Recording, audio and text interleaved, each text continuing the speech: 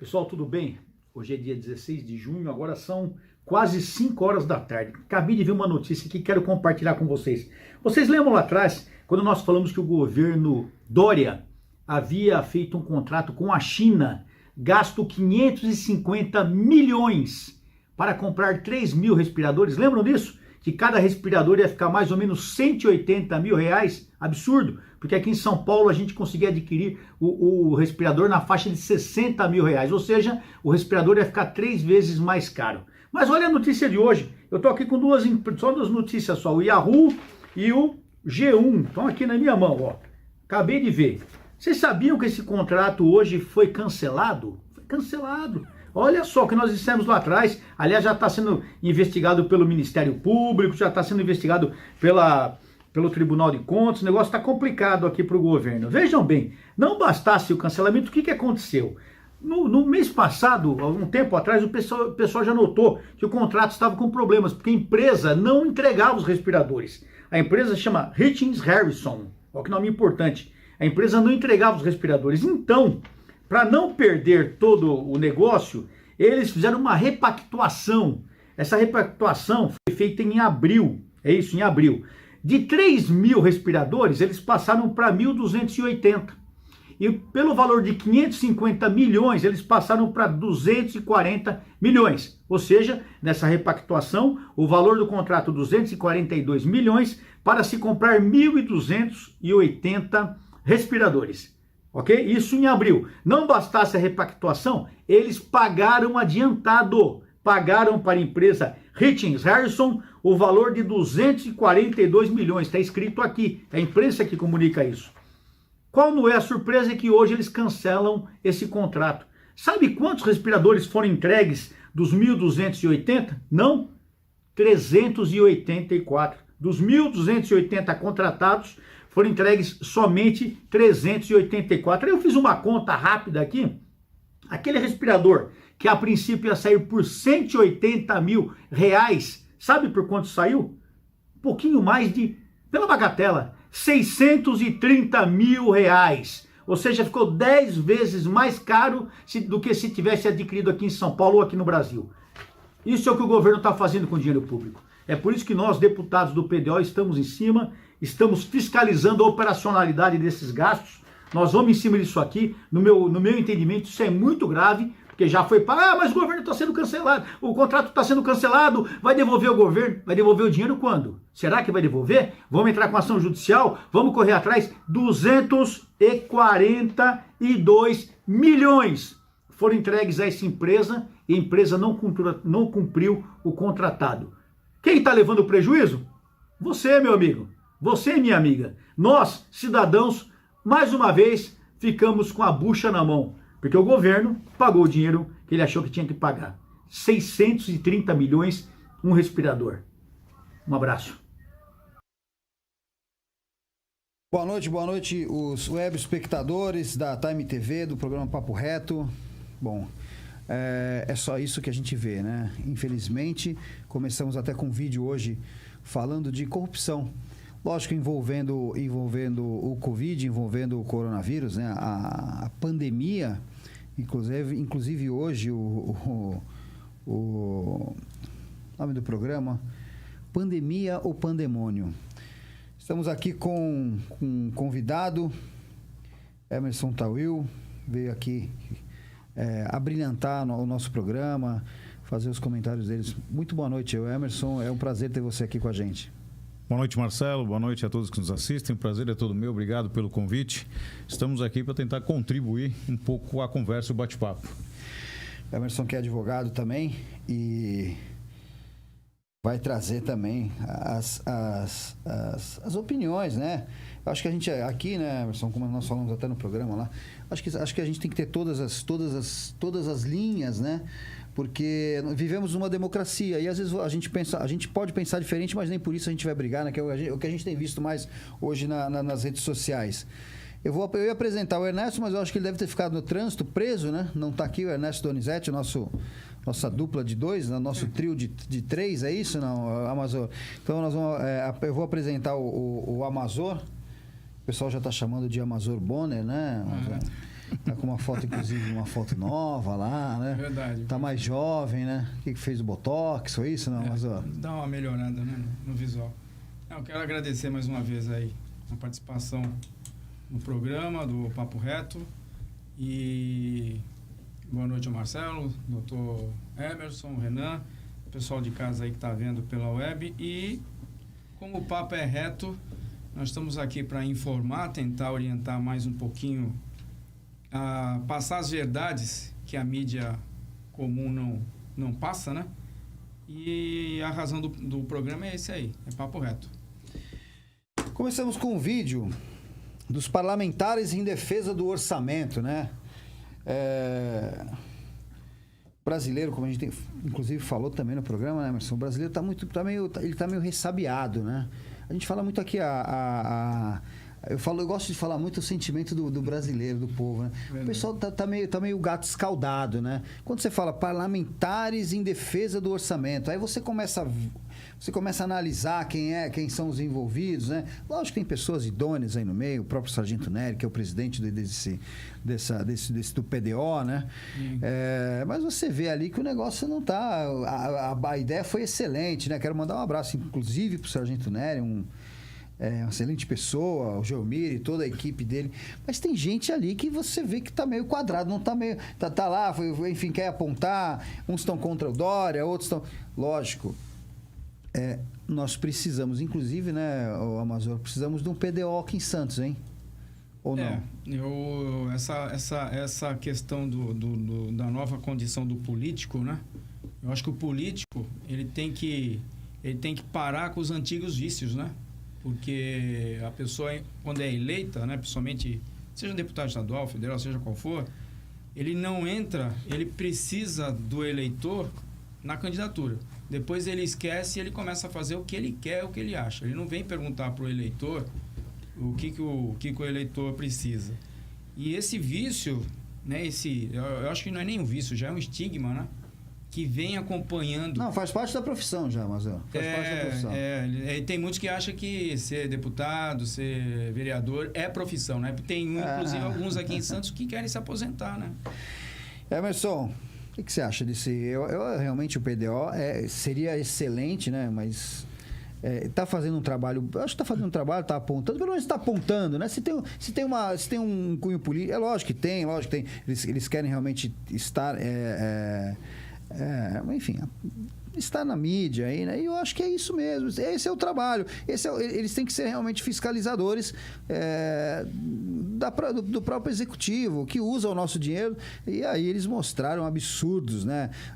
E aí depois aí veio o Dória, veio falar que não, que aquilo realmente está vazio porque está esperando. Eu concordo também um pouco, mas assim, ou tem muito pouco, ou tem um Maracanã inteiro, né? Vamos lá, vamos pontuar. Vamos começar por aí. Primeiro, um grande abraço para a deputada Adriana Boro, que é uma grande amiga, tá nos assistindo, inclusive. Eu estava com o assessor dela há pouco lá em São Paulo, o Gilberto Quintanilha, também um grande abraço, também está nos assistindo. O que acontece? Na verdade, é a bancada do desprezo, né? O governador sequer tem olhos voltados para a segurança pública. Sim. E acaba sendo o quê? Eles são representantes e o papel princípio, na verdade, do deputado, né, do legislativo, é fiscalizar. Exatamente. Tanto é que teve um levante, falaram que eles invadiram lá o hospital de campanha do AMB e tudo mais, tiveram que fazer uma manobra porque foram proibidos, ainda que fiscalizados e devidamente equipados com os IPIs que lhes davam ali uma certa segurança para adentrar no hospital, tiveram que fazer uma manobra. A grande maioria foi pela frente, aí os seguranças conseguiram evitar, e 2 foram pela retaguarda e conseguiram lá trazer imagens do interior do hospital. Aqui, Marcelo, eu vou discordar de você que falar, não, o governador tem que ter mesmo uma ressalva, tem que ter uma preocupação. Não, o governador não, nós. Perfeito. Nós perfeito. Precisamos ter uma ressalva. Muito bem colocado. No dia seguinte a essa denúncia, tinha uma fila de ambulâncias com quase 1 quilômetro de distância. Por quê? Guarulhos, Baixada Santista e Capital são as 3 cidades com maior índice, né, de contágio da Covid. Guarulhos está se socorrendo do hospital de campanha do AMB e estavam tendo problemas de hospitalizar aqueles doentes da cidade de Guarulhos. Então, veja só como é que é. Muita gente não sabe, o Hospital de Campanha de São Paulo é o mesmo implantado no Rio de Janeiro. É o IABS. O IABS, inclusive, é proibido de participar de licitações públicas. Ainda que o decreto da Covid tenha permitido as contratações, né, sem as licitações, é no mínimo imoral. Não é verdade? Mas mesmo assim, o governador João Dória mantém esse contrato. Aqui é um pouco menor, são 250 milhões de reais. Né? O Rio de Janeiro é uma coisa muito mais assustadora. São 750 milhões, dos quais 250 já foram pagos. Só foi implantado um único hospital e ainda faltam mais 6. Não sei quando vão colocar isso em prática. Então, o Rio de Janeiro, a gente dispensa qualquer comentário. Lá é uma panaceia que não dá pra gente conseguir. Não, o Rio de Janeiro tá querendo fazer jogo de futebol com o hospital funcionando. Hoje tem Flamengo e Bangu. Então, veja só. Não, eles estão querendo usar o Maracanã agora, né? Sim, mas hoje o jogo é Flamengo e Bangu no Maracanã. Que beleza, hein? Que beleza. Muita gente não sabe. Então, veja só. Essa pandemia, tirando o pesar, né, das perdas dos seres humanos que deixaram seus entes queridos por conta da Covid, né? Os governadores, de um modo especial, o executivo, nada mais conseguiu do que provar e atestar a sua incompetência. Essa é a grande verdade. Foi uma lambança. Falo isso desde o começo, viu, Emerson? Eles estão passando o recibo de total incompetência. Sem contar, né, a usurpação do dinheiro público. Nós estamos falando aí... Rio de Janeiro, o presidente da Câmara de Miriti, São João do Miriti, foi preso por conta de ter vendido 200 respiradores para Santa Catarina. Ele entregou 100, dos 100, 50 estavam com problema. E ainda dentro da casa dele pegaram 300 mil reais. Né? Então, são coisas que, infelizmente, saltam aos olhos, a gente não consegue imaginar. Né? Pessoas perdendo suas vidas... e alguns políticos preocupados em salvar o seu bolso. Verdade. Então, Amazônia, é muito difícil. O Telhara, agora eles estão fazendo aí, estamos quase na metade do caminho para uma eleição, né, para deputado. Então, agora começam a surgir também os levantes, entre outras coisas, dos quais são válidos. Qualquer pontuação, qualquer crítica, qualquer apontamento de desvio de verba pública tem que ser trazido a público mesmo. Essa é a grande conotação e o papel deles é fiscalizar.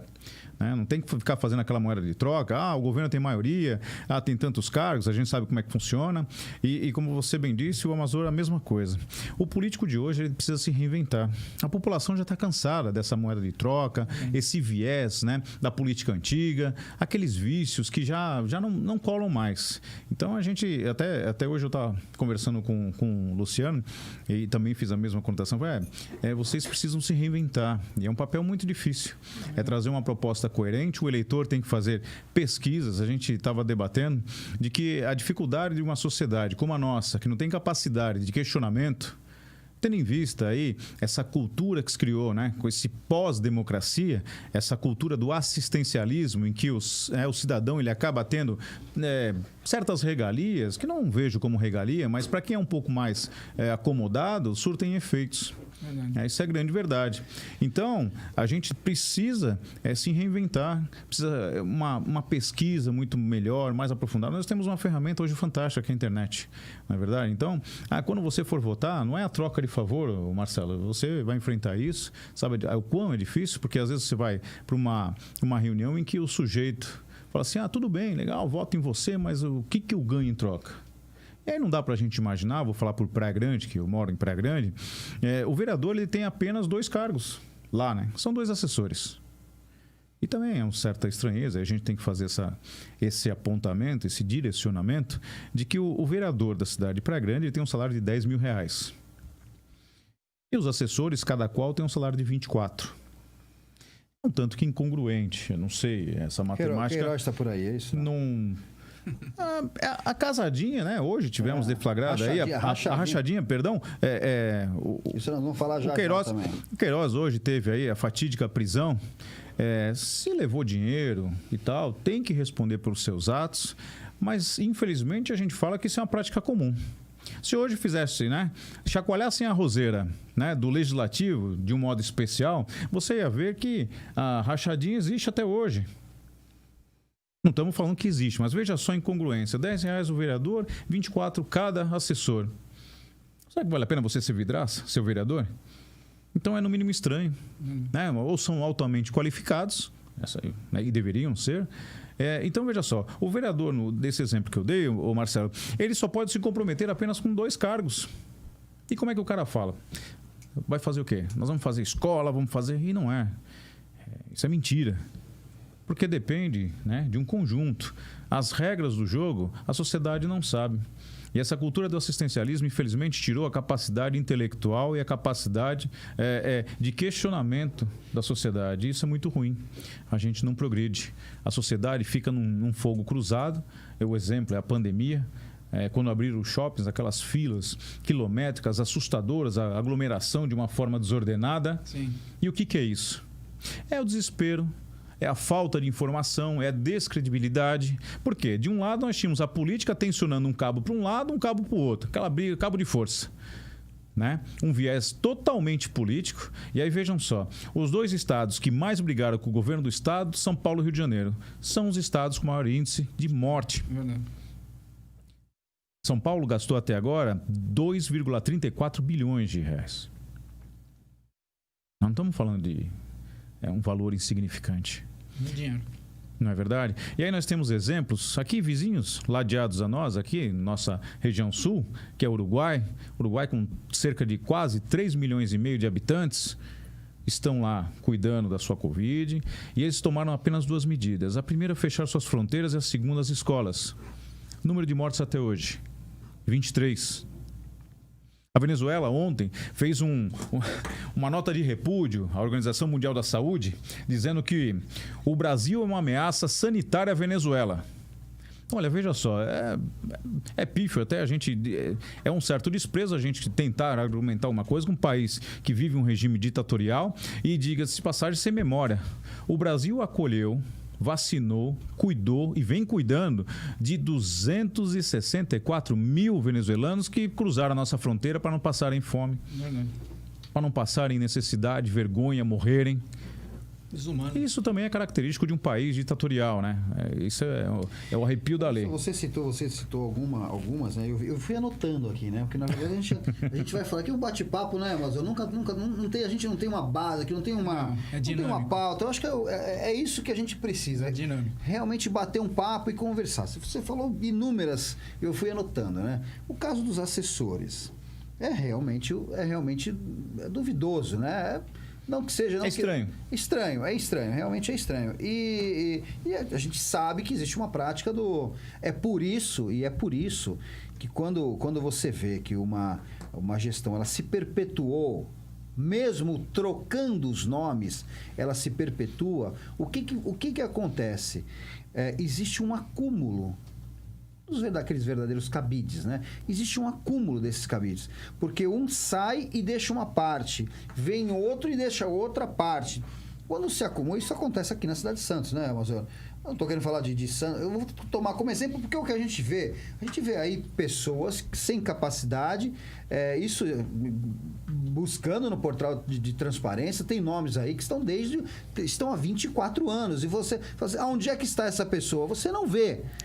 Então, assim, esse acúmulo, quando você fala em quebrar, em mudar, você fala assim, não, precisamos fazer uma transformação, uma mudança. Não é exatamente, precisamos mudar as pessoas. Por quê? Precisa quebrar esse monopólio. Então, o que acontece? Esses grupos, eles se fortalecem mais ainda, só que chega um dia... é você que está pagando, você falou, é você que está pagando essa conta, é você que está pagando esse acúmulo de cargos, porque só se cria mais, porque entra um outro com o apoio do anterior, o que acontece é mais gente, mas fica gente do anterior, por uma troca de apoio. Então, assim... Vai mantendo. Então, é igual informática, né, Marcelo? Que você vai baixando programas, mesmo que você tire, ficam residuais. Aí você é obrigado a formatar a tua máquina. E essa é a necessidade da formatação. Exatamente. Aí o que acontece? O orçamento, ele começa a dirigir totalmente para a folha de pagamento, porque você tem lá um acúmulo de cargos. Aqui em Santos são 24 anos, são 3 mandatos, um terceiro mandato de acúmulo. Né? Nós tivemos um mandato anterior ao Beto, que foi foi PT, né? Sim. Ou seja, houve a quebra, porque estávamos já há 12 anos, com 8 anos de Telma e 4 anos de... E aí veio a quebra. Aí se tornou... Aí iniciou uma nova... Eu não estou dizendo que... Mas está na hora de cortar o cordão umbilical, formar um novo grupo, criar uma nova ideia... Porque isso não tem fim, isso não tem fim, isso aí não tem fim. Então, aí você vai ver, que é o segundo ponto que você colocou também, o orçamento, não existe orçamento para isso. Eu tô com um relatório, já falei aqui no Papo Reto. Eu estou com um relatório e vou trazer. Hoje, na verdade, eu estou com esse relatório na mão, já digerindo esse relatório. Nós temos perdas por incompetência da administração milionárias de recursos destinados ao próprio município, que não são captados por incompetência dessa captação, por incompetência dessa equipe, desse administrativo. Será que não há interesse naquele dinheiro que vem do governo federal? Será que não há interesse do dinheiro que vem? Está na mão daquela cidade. Agora não estou falando só de Santos. O relatório que nós temos é realmente dessa incompetência do nosso município. Mas quantas cidades deixam o dinheiro lá, deixam os seus recursos lá e reclamam que não tem dinheiro? Ah, não, é pelo portal dos convênios. Realmente não é uma coisa simples, sabe por quê? Porque você precisa prestar conta. Então, são linhas de projetos que você pode apresentar, mas não é uma coisa muito simples. Eu acho que o orçamento, o cofre da prefeitura, é mais fácil você administrar e você poder dirigir aquele recurso. Mas e aquele recurso que fica lá disponível? Então, não é um problema de orçamento, é um problema de incompetência. Gestão. E esse vício que o político acaba tendo, o próprio eleitor, ele acaba se acostumando pelo seguinte: ele se acostuma com os favores dos políticos e esquece dos direitos dele. É a história do ele é tão bonzinho que ele arrumou para mim uma vaga, então, não sei aonde. Essa manobra aí é que vem acumulando essa questão, inclusive, da rachadinha que está acontecendo lá no governo no Rio de Janeiro. Mas aqui em Santos mesmo nós tivemos exemplo de um secretário que, inclusive, está recorrendo, foi condenado, está recorrendo ainda. E o secretário fazia essa manipulação com o chequinho, né? O bendito chequinho da prefeitura. Que mudou de nome só, né? Mudou de nome, mas... A gente vai trazer também isso aqui. A situação continua, de certa forma, andando da mesma maneira. Só trocou de... É que agora o chequinho sai no CNPJ, não sai no CPF. E lembrando também que Santos vive um caso agora de suspeita de 11 cargos de nepotismo. Sim, sim. Sem contar também essa prática comum, né? Mas Emerson, deixa eu te falar, eu vou falar uma coisa, você é advogado, né? O Ernesto está aqui. O Ernesto é um combatente, né? Ele é um combatente realmente. E eu falo, só que nada sai do papel, né? A gente tem denúncias absurdas, descaradas e não saem do papel. Passa. Como é que isso passa? Não é a minha área, realmente não é a minha área. Será que eu vou pegar esse processo, vou mandar um pouco para ela, vamos dar um tempinho a mais para esse coitado. Mas as coisas passam e ninguém paga nada. Ninguém paga nada. Hoje, eu vou falar aqui futuramente, e bem logo, hoje o check-in ele sai no CNPJ, e a gente sabe exatamente qual a manobra. Hoje não é mais no CPF, é o CNPJ que segura 20, 30 pessoas, né, que são por meio das OS e tudo. Mais Nós temos simular, isso aqui eu estou falando, eu vou provar. O check-in hoje sai para o CNPJ. E essa denúncia do Coronel Telhada com relação ao governo do estado, tanto que o próprio governador, eu não sei nem se ele entrou com essa questão aí ele ia pedir pro Ministério Público, ele ia pedir que os deputados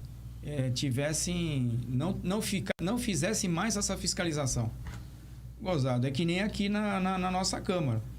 Se o próprio regimento interno da Câmara exige, no caso, nós temos dentro da Câmara, no regimento interno, 20 comissões, justamente para fiscalizar cada questão e ato do prefeito. Está lá no artigo 29 do regimento interno da Câmara.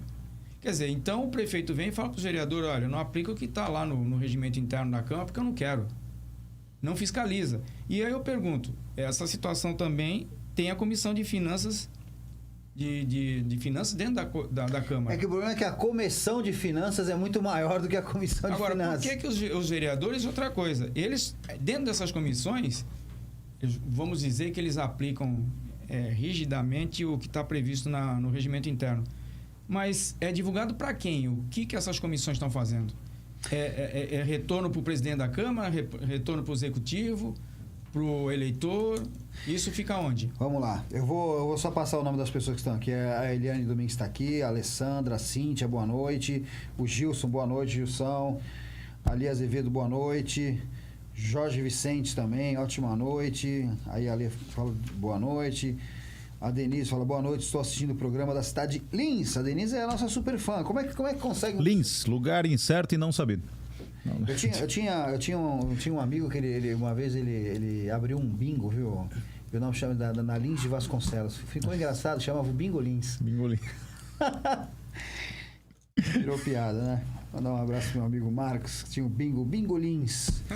Ali, Rosé, já começando com o Dória Vírus. Não vem. Marcelo Scabia, boa noite à mesa. Marcelo, só entregaram 400, né? Foi do vídeo, né? Sulira também, boa noite. Alessandra, boa noite. Fábio Moraes, boa noite. Marcelo, não foi o governo, é o governador safado, Doriana. Como chamo? O Marcos chama de Pinóquio, né? Pinóquio. Pinóquio, o Levi chama ele de Doritos. Vários, né? Doritos, Doriana, agora... E semana que vem o Levi tá aqui ao vivo, hein? Tá aqui vai entrar online, né? Levi Fidelix, o presidente do PRTB, vai entrar aqui semana que vem. O Marcelo precisa lembrar que não foi o governo federal. Pandemônio, exatamente. Essa é a grande sacada, né? Quem foi que falou? Sabe quem? Marcelo Scabia. Marcelo Scabia, você foi muito feliz no comentário. Porque o que acontece? O STF, né, naquele conflito, ele decidiu que os governadores e os prefeitos tinham autonomia para decidir dentro da sua territorialidade, não é verdade? E aí se puseram de lado o presidente da República. Mas veja só, toda a cobrança tem recaído sobre o presidente da República, que abriu as torneiras, liberou verbas, né? Fizeram aí cortesia com o chapéu do presidente da República e nada mais nada menos atestaram a sua incompetência. Né? Recaiu sobre o governo do Estado, inclusive ele vem tentando reaquecer a economia, eu até falei, o Pronamp, né? Os bancos estavam, como sempre, se aproveitando, né? Enfim.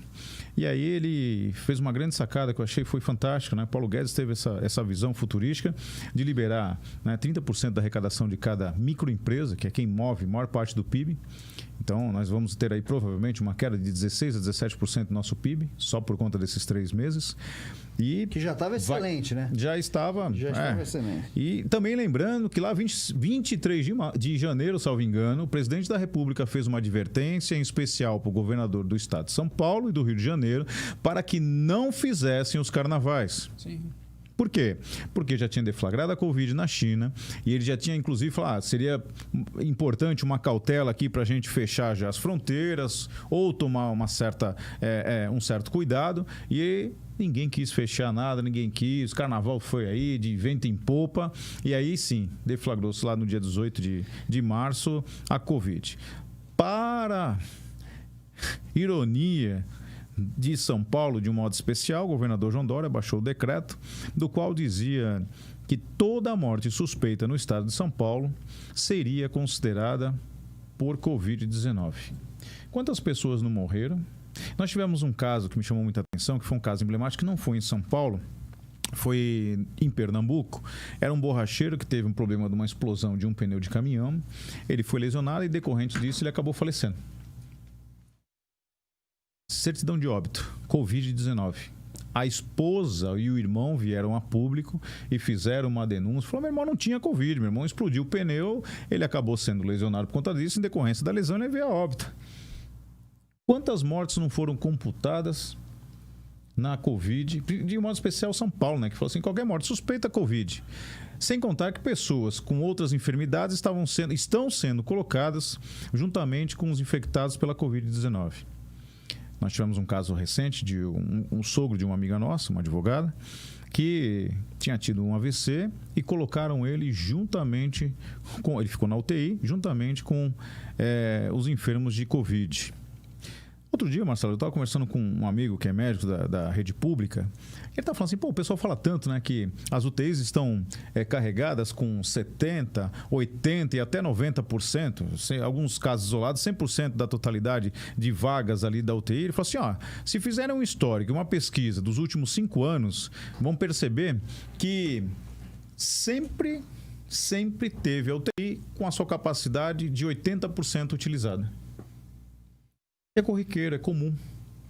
Então, veja só, essas informações e contra-informações são argumentos que fizeram com que a sociedade perdesse a credibilidade na notícia atrelada à parte, né, da mídia, de um modo especial a Globo, que comprou uma briga descarada com o presidente da República e vice-versa, que passou a implantar não só o pânico e o medo, mas distorcer qualquer e toda mensagem que chegasse. Eu cheguei a ver hoje, né? Hoje todo mundo acordou com a prisão do Queiroz, né? Acho que esse é o tema que a gente vai entrar, que afeta de certa forma, afeta todo o país, né? Apesar de hoje o presidente entrar na live dele agora há pouco, a primeira coisa que ele falou foi sobre a prisão. Não sei se você chegou a assistir. Não, estava na estrada. No trânsito, estava na estrada, né?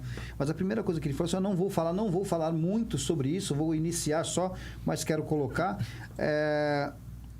É que não existia um pedido de prisão, ele não estava, então foi feito realmente uma prisão coercitiva, né? Pediram para prisão preventiva. Uma prisão preventiva, sim, mas foram buscá-lo, e não tinha pedido de prisão dele. E ele na verdade, e a mídia fez quando eu liguei a televisão, que eu acabei vendo a Globo News, né? Eu costumo ver a CNN, mas enfim, eu falei assim, não, eu quero ver de onde é que está saindo. Por outro ângulo, por outro foco. Exatamente, quero ver o sangue, né? Porque eles colocam realmente sangue, né? E sabe que o mais interessante é que hoje... porque assim, né? A Globo sempre se colocou num lugar de isenção da notícia. Por mais que tivesse uma tendência, os repórteres, eles sempre estavam inteiros, né? Eles estavam íntegros na sua imagem, né? Então, só que hoje, eu assistindo a Globo News, eu não lembro exatamente qual é o nome da repórter, mas ela estava falando rindo, como se ela estivesse gostando daquela situação. Ou seja, é diferente. Sarcasmo, né? Um sarcasmo, mas assim, estava feliz de terem achado aquele, e só falar, lógico, né? Todas as frases acabavam com a palavra Bolsonaro, ou é a família Bolsonaro, ou é o presidente Bolsonaro. Então, isso que você passou, que as pessoas estão realmente nós perdemos. Eu já falei isso aqui várias vezes. O pandemônio está realmente nessa...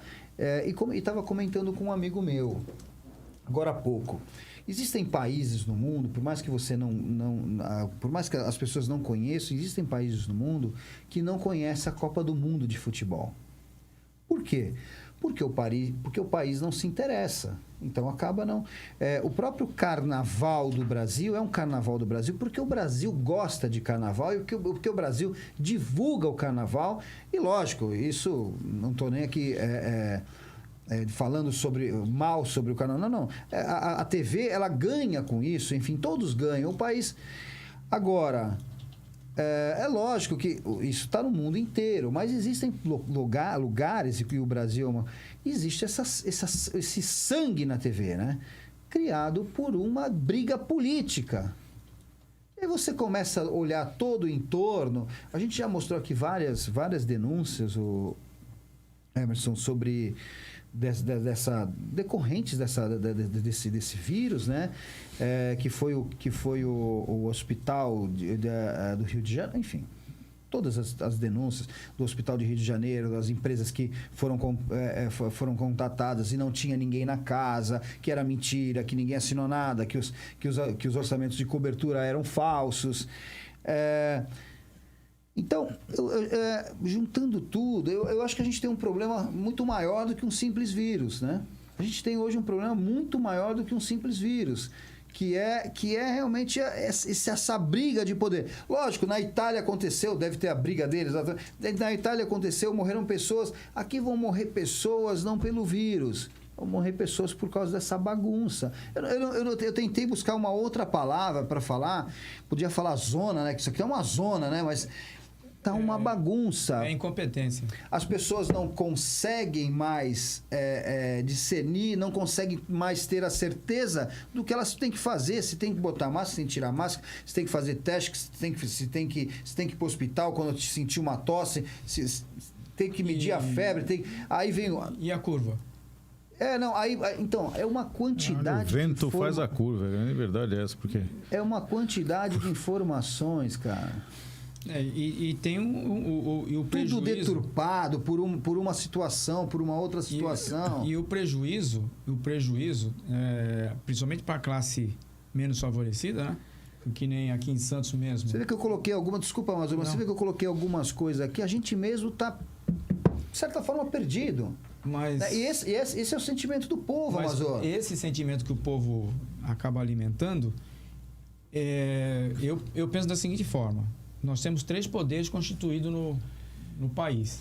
Que também não se entende, Amazon. Mas só um funcionando. Ele está intimidando.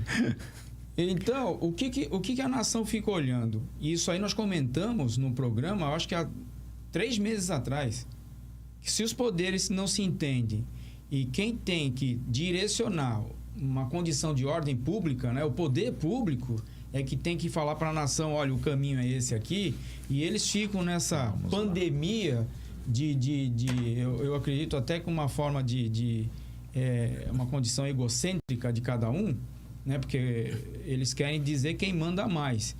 E no final das contas, quem foi eleito pelo povo, com mais de 57 milhões de votos...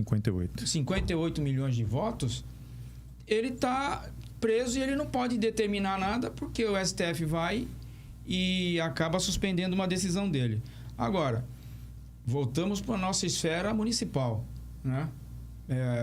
Por que aqui, vamos falar de Santos, por que Santos tem situações prioritárias e está sempre deixado para trás? A primeira favela que surgiu aqui em Santos foi em 1920, ali atrás do Saboó. Continua a favela lá.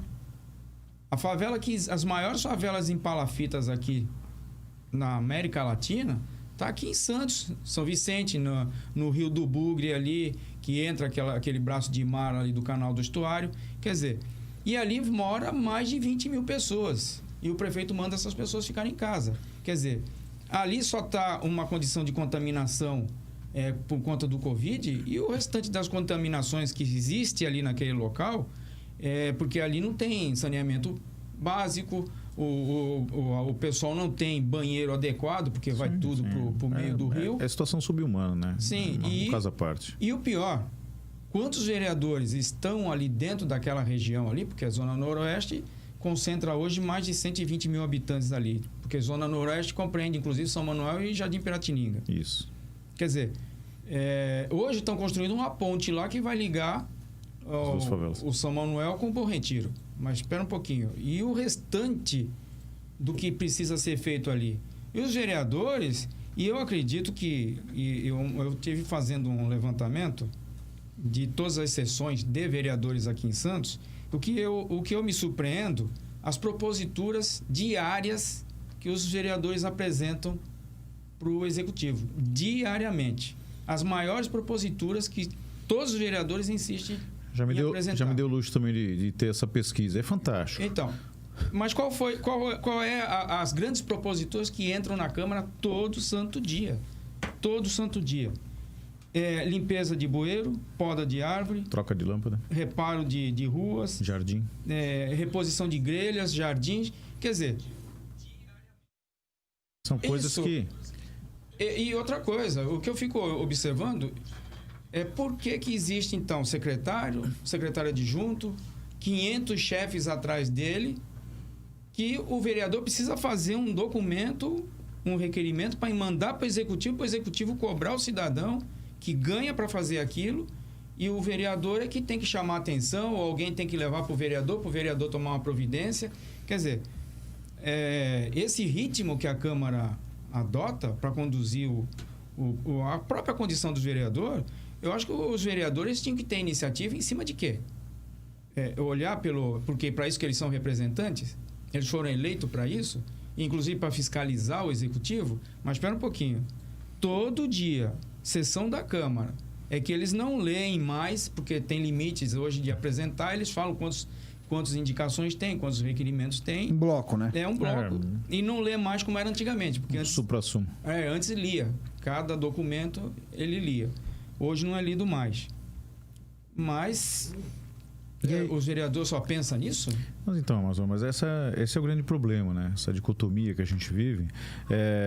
De certa forma, é uma responsabilidade, não vou dizer culpa, né? É uma responsabilidade do povo. Sim. Que ali exerce o seu sufrágio, né? Que você nomeia ali o seu mandatário. Porque o poder emana do povo. Sim. Só que o povo, como eu falei lá no início da fala, um povo sem capacidade postulatória, de argumentação, ele fica à mercê dessas coisas. Ele tem medo. Quando você não domina uma matéria, você até tem a sensibilidade de ficar meio inseguro. Né? Imagina o cidadão que tem parcos conhecimentos, ele não tem uma capacidade postulatória, argumentatória. E o que ele faz? Ele às vezes fica nessa mercê desse cara. E aí, veja só, e aí longe, porque nós tivemos brilhantes administradores, gestores, até mesmo políticos, mas o cara que mal sabe ler e escrever, com todo o respeito, que tem pessoas de caráter magníficos que não sabem ler e escrever, mas assim, como ele pode lhe representar? É muito delicado.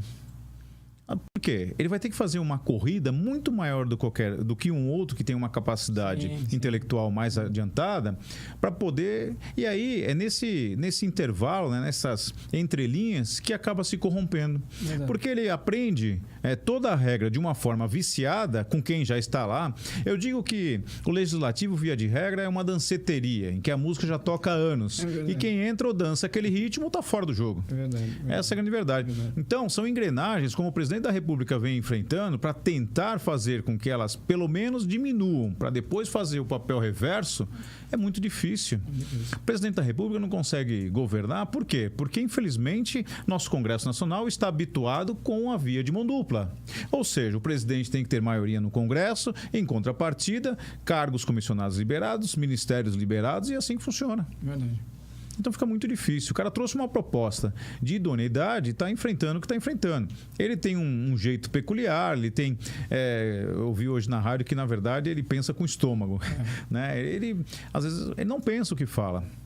Eu votei no Jair Bolsonaro, acredito que ele merece a credibilidade. É um cara que, com todos os defeitos, eu ainda prefiro do que os outros que lá estavam, porque é um cara honesto.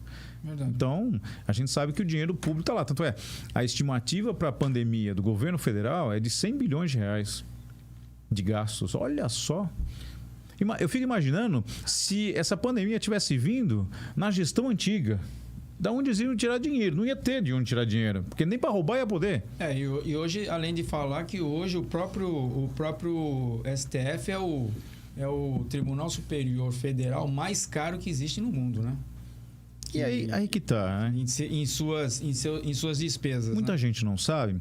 Salvo engano, são 12 ou 13 pedidos de impeachment contra os ministros. Sim. E o Senado Federal tem capacidade para instaurar um impeachment de um ou quem quer que seja o ministro. É verdade. Mas lembrando que o presidente do Senado, nosso querido e idolatrado, salve, Davi, o Columbre, que responde a inúmeros processos, a inúmeros inquéritos, e a mais nova que ele tem é que ele patrocinava a amante de um desembargador amigo dele com uma pensão mensal.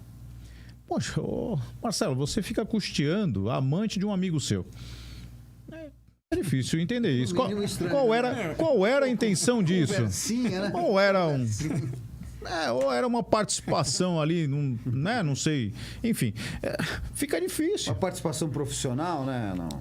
Podemos dizer assim. Então, veja só, aquele que tem a sujeira debaixo do tapete, como é que vai varrer o quintal dos outros? É verdade. Então a gente fica nessa mercê, né, nessa fragilidade constitucional e postulatória. O cara não tem capacidade de argumentar. É como se o cara te custeasse, o teu patrão paga o seu salário e você vai argumentar alguma coisa de uma forma um pouco mais adiantada ou um pouco mais, mais incisiva. Você tem uma grande chance de ser demitido. Então, cada um no seu quadrado. Então, a gente vive esse pêndulo aí mal fixado e estamos à mercê do arbítrio. O STF não dá nem mais para comentar o que eles fazem. Eles estão fazendo o que querem. E aí a gente vinha... nós estávamos conversando aqui antes do programa começar. Muita gente, eu percebi, o STF não estava com essa gana toda, esse afã, né? Essa vanguarda adiantada como estão hoje. Com aquele, o stop, né? O start disso tudo, o que deflagrou, foi a indicação do diretor da PF. Lembra disso?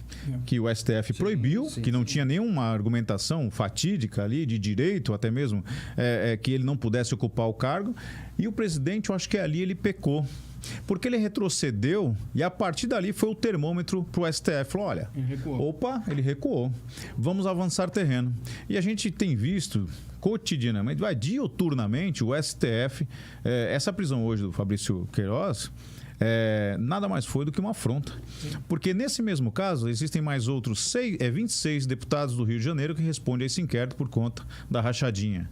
E só trouxeram a público a prisão de um cara que é ligado ao presidente da República, em especial ao filho. Ela tem uma conotação pura e tão somente vexatória de desmoralizar o governo federal. Tanto que agora o governo brasileiro está sendo cobrado, porque ele foi avalista, né?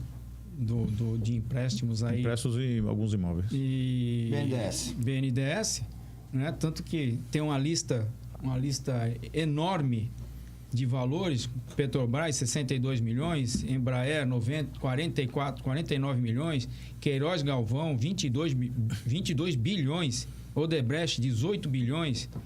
E dinheiro que foi para fora, inclusive, Venezuela, lá para usinas. Venezuela, África, Cuba. O metrô da Venezuela, a ponte lá do Rio Orinoco, o aeroporto de Moçambique, aeroporto de Gana, barragem de Moamba, Maputo, enfim. Citou uns 3 aeroportos e os nossos não ficaram prontos para a Copa. E o nosso aqui do Guarujá, pra Copa. Agora talvez saia, né? Daqui do Guarujá. Então sai, mas não volta mais, né? Isso que é verdade. Normalmente sai tudo daqui e não volta mais. Vou fazer a Sulira, nós temos a maior arma na mão, que é o voto. É verdade. Os cabides é que acabam com o poder público. Ali tá falando. A Joelma tá falando. Chamou as pessoas pra caneca, né? Vamos sortear a caneca, hein, Renan? Parabéns por trazer o papo reto para a realidade de Santos. Tá falando a Denise. Rubia tá falando, compartilhei com amigos, marquei a caneca, aí, ó. Bem-vindo a prima Denise Guedes, marquei 3. Rivaldo, é uma organização muito complexa e estruturada. Luta contra a corrupção, Jundiaí tá aqui, Soulinense, estou assistindo. Dória não será mais nem síndico, nem administrador incompetente. Renan tem que compartilhar a live. Dinheiro no bolso dos governadores, vindo do carnaval, hipócritas. Isso é uma outra coisa que eu queria comentar. A Rúbia me lembrou, né? O Brasil, de certa forma, foi... nós apedrejamos aí os governadores que liberaram o carnaval e realmente, se você analisar o que está acontecendo hoje, não deveria ter tido o carnaval. Aí existe uma conversa, existe não, mas o carnaval não tinha sido ainda tão, não estava no pico, enfim, mas enfim, tinha que ter parado ali. Minha pergunta, Emerson, não sei se você já viu, mas iniciou o verão na Europa, no hemisfério norte, e Paris está lotada. As cidades turísticas na Europa hoje estão lotadas e pessoas com máscaras e sem máscara. Aí vem aquela teoria da conspiração, né? Não, isso tudo é um engodo. No Brasil tem uma situação, na Itália tem outra, na Venezuela tem outra, na França tem outra. Mas não foi a China que criou o vírus. Estão falando até que o Dória que foi lá e fez o vírus. Enfim, aquela historinha que você já deve ter ouvido, todo mundo deve ter ouvido também. Só que o nosso carnaval, né, que agora que a Europa vai fazer o carnaval dela, que agora é junho, julho e agosto, né, o hemisfério norte vai fazer o grande carnaval europeu, agora é nessa época, que é o verão, o verão europeu. E agora a França está aberta, a Itália também, os bares também estão abertos. Então, quer dizer, Dentro dessa teoria da conspiração, que nós estamos num vírus político, totalmente político, com toda essa corrupção, a Europa também não devia fechar um pouco a porta? Ou esse engodo é realmente essa verdade, e agora a Europa vai abrir a porta, porque o vírus, mas também não é tão vírus assim.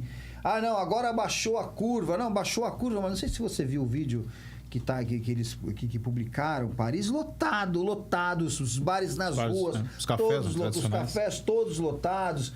Então, será que eles também não estão nesse carnaval? É um carnaval, aqui não é um carnaval. Quem conhece o verão europeu, quem conhece as grandes cidades europeias, estão entupidas de gente agora, porque é a hora de faturar. Quer dizer, é a hora de faturar, como foi o nosso carnaval. Mas por que não também fechar e manter tudo fechado, já que a curva ela desce, sobe? Será que nós também não somos afetados pela ignorância, né? Nós somos os ignorantes, o povo tupiniquim, que é tão idiota que não abriu o carnaval, que não fechou o carnaval, mas agora os europeus, os superiores também, vão abrir as portas de todos os bares e que se dane o vírus. É muito difícil a gente tirar essa conclusão, até porque o vírus ele é novo, é algo que nós nunca vimos experimentado. Inclusive está tendo um novo surto na China. Verdade? Mas a gente também, aí a gente tem que ter um pouco de sensibilidade, Marcelo, e veja só, aquela altura do campeonato, imagina você, governador do estado, você fala assim, não teremos carnaval aqui no Rio de Janeiro. Em termos políticos, você estava falido. Não é verdade? Porque o carnaval começa... Quando acaba o carnaval, ele já começa no ano seguinte. Mas é que eu digo, Emerson. Uma questão de saúde pública. Então, não, tem prioridades. Então, mas assim, o que eles estão usando é que o carnaval que não tinha que essa epidemia, esse contágio não estava tão na curva, né? Não estava aqui, mas qual a incidência de turistas no período do carnaval? Sim. Né? Sim. Essa era. Seria a hora de realmente... Como você acha que hoje o mundo já passou por essa pandemia e Paris deveria estar aberto? É isso que eu tô... Essa relação de achar que nós somos os idiotas do mundo, nós somos os índios tupiniquins e devíamos ter fechado o carnaval. Porque são eles que estão falando isso. São eles que estão falando. A propagação do vírus... A Alemanha estava fazendo uma crítica hoje. Exatamente. No Brasil. Então fecha a porta agora. Né? Aquele negócio, se tem fecha a porta, né? Tem coragem? Fecha a porta. Tem coragem? Fecha a porta. Então, fecha a porta do café. Vai brigar lá, vai brigar com aqueles que são realmente... eu digo que o brasileiro... Brigar de igual para igual, né? É pacífico. O povo brasileiro... aguentar um negócio desse, Emerson, aguentar um negócio desse sem saques... Fecha agora Paris. Eu quero ver fechar Paris. Os caras vão ter que fechar e botar madeira nos vidros, porque os caras vão quebrar tudo. A França passa por uma crise política também muito grande ao longo dos últimos 12 anos, né? Então, a França não é referência para ninguém hoje, apesar de ser Europa e tudo, mas não é referência para ninguém. E aí que você falou é um ponto muito, muito crucial. Veja só, no nosso país, essa juventude de hoje, eles não sabem o que é civismo, patriotismo, não sabem nada. Tanto é que no último, que foi dado como o grupo democrático, na verdade, que estava movido ali à base de porrete, pedra, vidro, soco inglês, entre outras coisas, atearam fogo na bandeira nacional, o símbolo da nação. Experimente fazer isso nos Estados Unidos. E qual a diferença, né? Não é só porque é uma superpotência. A gente fala ninguém quer que um filho participe de uma guerra e tal, mas os Estados Unidos, por conta de estar sempre envolvido em conflitos, isso acaba gerando um certo ar, um sentimento de patriotismo. Nos Estados Unidos, quem teve a oportunidade de ir, qualquer casa tem a bandeira hasteada na porta da sua residência. Eles têm um sentimento de patriotismo, uma coisa enorme. Nós não temos isso.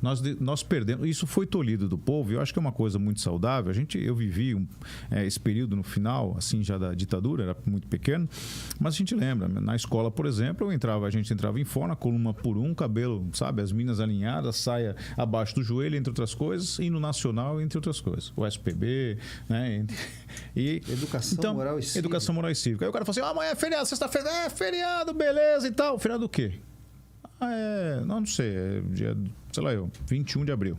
O que se comemora dia 21 de abril? Não sei que eu não vou trabalhar. Então, veja só o quanto foi de retrocesso para a sociedade esse período, né, pós-democracia.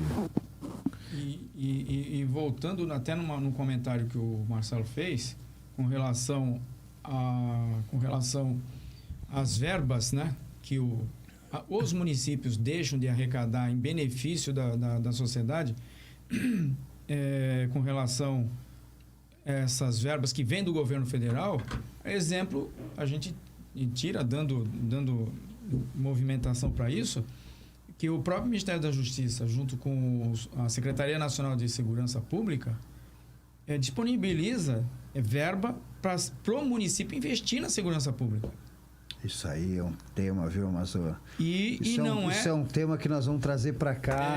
Emerson, eu quero até te convidar para estar aqui, porque eu estou com prazer. Eu estou com esse relatório de tudo que foi deixado de lado. De todo o recurso, a gente tem a soma já de tudo que foi deixado de lado, e porque assim, trabalhar com o orçamento e com o valor que está disponível pelos impostos que nós arrecadamos, os munícipes arrecadam, é simples, né? É fácil de desviar, eu quero ver buscar esse recurso lá do governo federal, que nós vamos mostrar aqui, Amazon, que tem muita coisa para fazer na cidade e que o dinheiro está disponível para uso, para esse uso. É só fazer o convênio. É só fazer o convênio, é só fazer o projeto, é só ter uma equipe competente para fazer esse tipo de convênio. Mas eu vou adiantar uma situação. Por que esse valor não... Por que as escolas têm alunos hoje que não sabem cantar o hino nacional? Ele não sabe qual é a diferença do hino nacional para o hino da bandeira. Alunos, adultos, o hino da bandeira esquece, ninguém sabe. Os hinos... Canção da Independência. Isso. Mas do Corinthians sabe. Né? Não, Batizola, por favor, vamos mudar, não fala isso, por favor. Do MC, não sei das contas, sabe. Agora, com relação a essas verbas que são disponibilizadas pelo governo federal, inclusive algumas cidades, somente aqui no estado de São Paulo nós temos 645 municípios.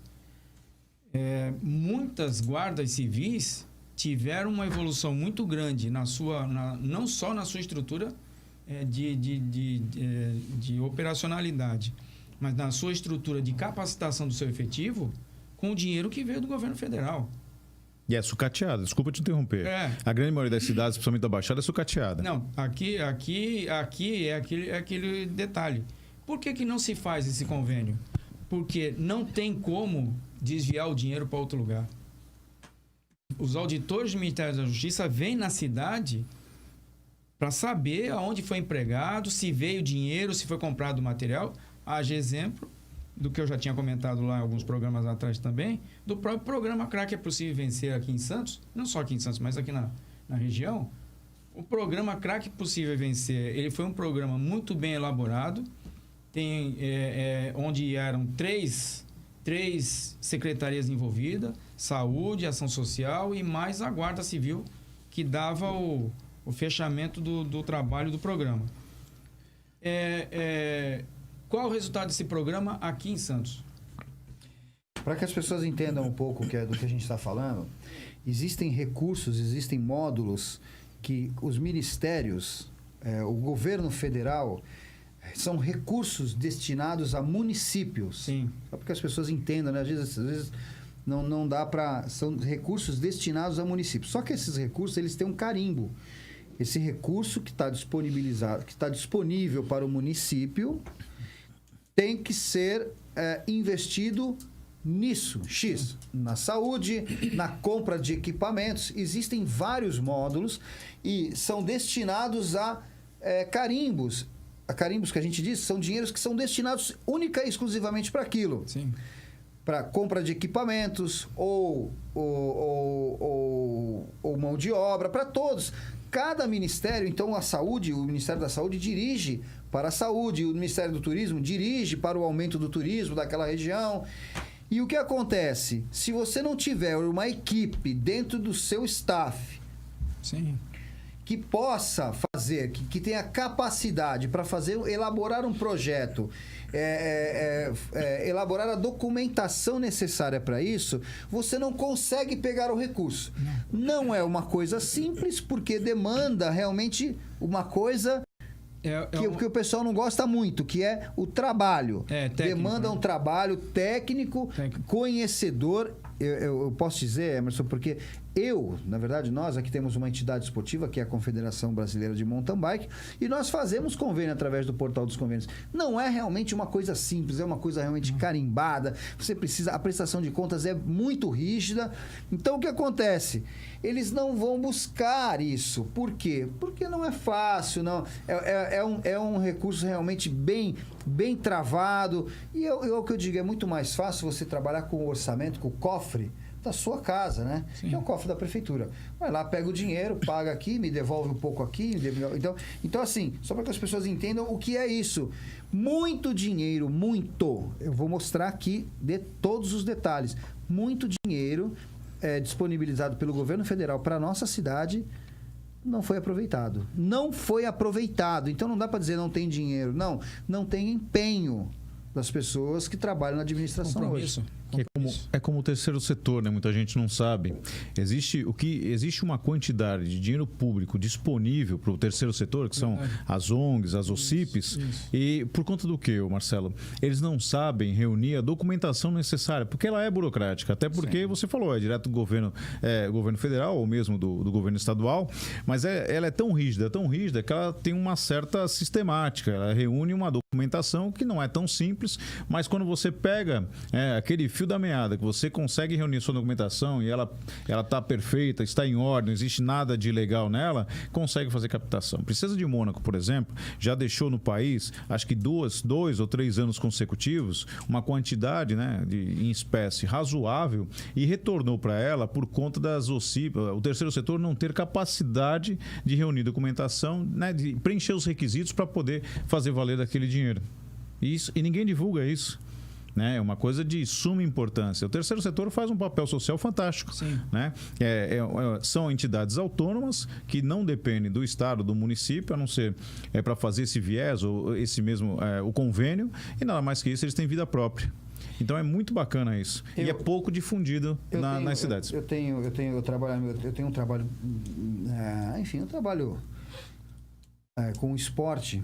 E a gente trabalha muito com lei de incentivo ao esporte. Às vezes as pessoas falam assim, pô, Marcelo, arruma um jogo de camisa, né? Porque é normal. Me ajuda nisso, me ajuda. Eu falei assim, eu vou fazer melhor, eu vou te ajudar a buscar o jogo de camisa. Como fazer para você ter o jogo de camisa sem você precisar do Marcelo? Vou te ensinar a pescar, né? Eu vou te ensinar a pescar, exatamente. Então, eu quero até mandar um abraço pro pessoal do Amigos do Pacheco, que é onde eu realizo a descida, né, das escadas de Santos. Nós fundamos uma organização lá. Legal. Final de 2016 para 2017, você tem que ter um tempo de... E esse ano, infelizmente, né, a pandemia não deixou, mas a Santos Brasil, queria mandar também o pessoal da Santos, um abraço para o pessoal da Santos Brasil. Nós fizemos uma captação de um recurso de uma escolinha de futebol de salão. Não deixou instalar ainda por causa do Covid e tudo, mas nós vamos instalar uma escola. Ou seja, não é um jogo de camisa, é uma escola com um professor, com um jogo de camisa, com a chuteira, com a bola, com tudo. Então, é isso que a gente precisa fazer, se organizar, levar a informação. Existe aí um grupo de esportistas, né? Enfim, que estão realmente apoiando até a mesma situação, a situação que querem que perdure o esporte na cidade, Santos é a cidade mais esportiva do Brasil. Pessoal, vamos cair na real. Santos já foi um dia. Teve esse título, não é mais. Hoje, a própria Fundação Pro Esporte, que eu acho um absurdo a sua existência, falamos até no programa. Foi no programa até... Lá você comentou alguma coisa. O que acontece? Não tem função. Sabe qual é a função? É pegar aquele dinheiro na época dos Jogos Abertos e contratar o que tiver melhor.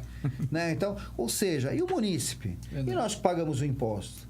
Eu não quero aqui dar méritos a um ou a outro, mas o governo da Telma, nós tínhamos uma linha prata da casa. Verdade. Ou seja, era dever do secretário de esportes produzir atletas. usar as pratas da casa e tínhamos excelentes resultados. Os jogos abertos, normalmente, São Caetano, São Bernardo, eles ganhavam os jogos abertos porque contratavam grandes atletas, gastavam milhões nisso. Mas para mim eu não vejo nenhum ganho. O ganho que eu vejo é o do munícipe, das pessoas terem os filhos nas escolinhas e crescerem nas escolinhas. E se amanhã o município perder esse virar um grande atleta e o município perder esse para São Bernardo, para São Caetano, que contratam grandes atletas, parabéns para o município. Fez ali um atleta, ele está indo aí para São Caetano, para uma cidade que vai contratá-lo, ele está ganhando um dinheiro, mas a função do município é produzir o esporte. Né? Então volta a 1988, se não me engano, um pouco mais antes, né? A prata da casa do governo da Thelma. Da prata da casa. Né? Então, pode falar. Desculpa, nas últimas Olimpíadas, nossos medalhistas vinham de qual categoria? Você lembra? Quais eram as instituições? Você não vai lembrar, né? As Forças Armadas. Ah, sim, das Forças Armadas. Porque sim. O país não tem incentivo ao esporte. Não. Tem o faz de conta. Monta-se uma ONG, monta-se algo voltado para o esporte, mas é figurinha, é troca de figurinha. Na verdade, é clichê, né? Que a gente fala. Então, não tem um incentivo. Essa prata da casa do governo federal, também do Exército, é quase a mesma coisa, viu, Emerson? É quase a mesma coisa, só que o Exército funciona como um patrocinador. Porque não é que o atleta sai do corpo de fuzileiros ou ele sai. Não, o corpo de fuzileiros ou a brigada, ou enfim, contrata aquele atleta e coloca ele dentro do quartel. Não, eu vou discordar. Não, aí eu domino razoavelmente a área. Na verdade, eles são concursados, ainda que cargos temporários, mas todos são concursados. De certa forma. Fazem um concurso. Não, é um concurso normal. Não tem. Não é por baixo do pano. Não. Eles são diferenciados por conta do potencial esportivo, eles são diferenciados. São colocados no Instagram. Por exemplo, medalhista de caiaque ou salto com vara. Ele, além de ser militar, ele pratica a atividade dele, mas a maior parte é destinada ao esporte. Isso tem. Esse incentivo, que inclusive o Marcelo está falando, eu acho que falta. O próprio prefeito, executivo, vereadores, direcionar esse incentivo para situações com qualidade. Não é que nem você falou da Fundação Pro Esporte, né? Para que serve, o que faz, o que desenvolve, que na verdade está lá parado e aquilo ali é só para gerar um cargo para alguém. Tanto que hoje, eu queria mandar um abraço para o pessoal da Guarda Civil lá de Osasco. A Guarda Civil de Osasco está fazendo 30 anos hoje. Tá, inclusive tem um vídeo aí. É aquilo que eu falo. É qualidade, porque tem que prestar um serviço à sociedade. Seja saúde, educação, a própria Secretaria de Segurança. A Secretaria de Segurança hoje, com a administração, essa última administração, com 8 anos, a nossa guarda tem 35 anos de formação e não consegue ter nenhuma base adequada, uma base... o Renê colocou o vídeo na Guarda Civil de Osasco. Está fazendo 30 anos hoje. E se ouvir o que os próprios guardas estão falando nesse vídeo, é uma demonstração do que o executivo está fazendo para a guarda. Só que esse trabalho que a guarda faz lá hoje, não só em Osasco, mas várias outras cidades, é uma demonstração de quê? Que o executivo está cuidando bem da guarda para a guarda cuidar bem da população. E uma tendência, né? Na verdade, no futuro, a guarda municipal atrelada em parceria com a guarda, com a polícia militar, polícia civil, entre outros órgãos, trabalharem de uma forma, né, uníssona ali. Em 2014, com o advento da Lei 13.022, que instaurou lá, fez o acréscimo do parágrafo 8º do artigo 144 da Constituição, inserindo, inclusive, a matéria de ADIM, né? Ação declaratória de constitucionalidade.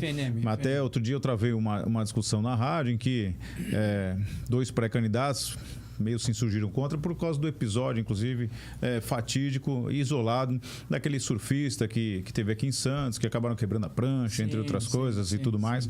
E meio que, inclusive, o presidente do sindicato entrou ao vivo, falou conosco, e aí falou, mas tem matéria de ADIM, pouco importa, a lei está em pleno vigor e você está sujeito a ela. Enquanto for declarado inconstitucional, está valendo. Lógico. Né? E aí eles têm um papel muito importante, eles deixaram de ser só uma guarda, né, patrimonial e passaram a atuar. Para a Grande, por exemplo, eles têm um índice de prisão em flagrante e atuação muito grande. Precisa dar um retorno. Então você tem ali uma guarda municipalizada e é muito melhor. Por quê? Por conta da parte regional, ela conhece, ela mora via de regra na cidade, ela consegue identificar o marginal, ela sabe quem é quem, ela tem um cotidiano daquela cidade. Dependendo da cidade por ser, né? Que foi implantada aqui em 97, na época não deu certo porque é uma coisa macro, a polícia militar é macro. Inclusive a SWAT, salvo engano, em 99 ou 2000, não sei agora, ela esteve no Brasil. E ela veio conhecer de um modo especial a Polícia Militar do Estado de São Paulo. Sim. E lá os estudiosos da SWAT viram todo o sistema, eles ficaram aqui acho que 1 mês ou 2 meses, eles falaram assim, olha, nós somos a SWAT, né? Uma das polícias mais preparadas, bem preparadas do mundo. Mas vou dizer para vocês, isso não é mentira. Falou assim, vocês policiais militares, a forma como são tratados, as condições às quais são sujeitos ao trabalho, vocês são muito melhores do que nós. Com certeza. Porque o cara tem que ser... Falo isso com propriedade, porque a gente, né, fiquei 18 anos lá, a gente sabe o que é isso. Verdade. Então, o cara tem que se virar. Missão dada é missão cumprida. Olha, você está com essa viatura aqui, pneu careca e tal, e isso é real. Eu tenho casos no escritório e vou mais longe ainda. O polícia fala, eu não vou assumir essa viatura porque o pneu está careca. Pô, você é um mão cansado, é isso e aquilo. Aí aviso superior, vai pra rua, bate essa viatura e ainda fica preso, Marcelo. Você sabia disso? Verdade. Ele tem que pagar, né? E ainda tem que pagar. Acredite se quiser. Bom, se contratar o escritório, não vai pagar. Entendeu? É verdade. Mas, infelizmente, eles vivem isso. A segurança pública, aqui no estado de São Paulo, foi desprezada aí pelo governo do PSDB ao longo de 24 anos. Sim. Sim. O Márcio, quando veio candidato, ele teve uma visão clínica muito boa. Ele viu aquele filho órfão, naquela época com cerca de 95 mil homens, ele falou um curral eleitoral, com perdão da palavra do curral, mas assim, é uma forma de dizer, um curral eleitoral fantástico, abandonado. Sim. Tanto é que, quase em massa, a Polícia Militar votou no Márcio, né? Ele soube adotar. Já você vê o governo PSDB, eles têm heresia, a Polícia Militar. Com todo respeito à história da família Covas, certa feita, eu estava de serviço, quando foi feita a entrega dos prédios lá em São Vicente, na Vila Margarida, ali muito próximo à Ponte à Tribuna. E eu lembro perfeitamente o Mário Covas, quando nós chegamos, o capitão na época quis fazer uma média, né? Quando o governador então chegou e falou, vamos lá, vamos cercar, porque ali é uma área de risco e tal. Quando nós nos aproximamos ali, o pelotão de Força Tática chegou, ele falou assim, já falei que eu não quero esses M perto de mim. Com essas palavras. Eu falei, puxa vida, mas por quê? O cara viveu na ditadura, o cara tomou borrachada, mas lá atrás... Eu falei, puxa vida, que falta de consideração. Com todo respeito à história da família Covas, que a gente tem que respeitar. Né? Mas assim, a primeira impressão é que fica. E o mais engraçado é que ladeado a ele, cercado praticamente, né, os MIBs, né, aqueles homens de terno, que todos são policiais militares à paisana. Todos. Eu falei, puxa vida, né? Então, veja só, a PM ficou... Até hoje, né? Ela vive lagada até hoje. A PM é um filho que todo mundo bate. Quando precisa, usam ela. E que falou de trabalho social, tem um grande amigo, talvez esteja nos assistindo, que é o Fábio Duarte, trabalhou comigo na mesma viatura. O Fábio tem um trabalho fantástico. Policial militar, perto de aposentar, acho que com uns 26, 27 anos de polícia hoje. Ele é lutador de boxe, não sei se os senhores conhecem. Sim. E ele sempre, toda a vida, ele tirou crianças, adolescentes da favela por conta do esporte, do boxe. Por um grande período memorial, né? O seu Pepe patrocinou. E ele, até hoje ele também tem uma escola para crianças com Down. Então, veja só, é um trabalho voluntário. Nunca teve nada, nunca ganhou nada. É paixão. Então, eu digo assim, quem quer efetivamente fazer, não se apega a desculpas ou alguns cabides, ela põe em prática. Diante de toda a dificuldade. As academias eram uma coisa, até porque é uma coisa raiz que a gente brincava. Cheguei a treinar lá algumas vezes enquanto ele trabalhou com a gente. Então, é dificuldade. Temos o exemplo já da falecida e saudosa irmã Dolores, na área continental, que é uma área totalmente totalmente abandonada. Ela tinha um trabalho fantástico de profissionalismo, curso profissionalizante, lá no Fim do Mundo, na Projetada H, que conheço bem ali. Então veja só, quem quer fazer não se alicerça em desculpas. Eu preciso de um cargo político. É lógico, a gente precisa de políticos, de pessoas qualificadas e tudo, e é função precípua, né, da política, mas as pessoas que verdadeiramente fazem não têm essa dependência.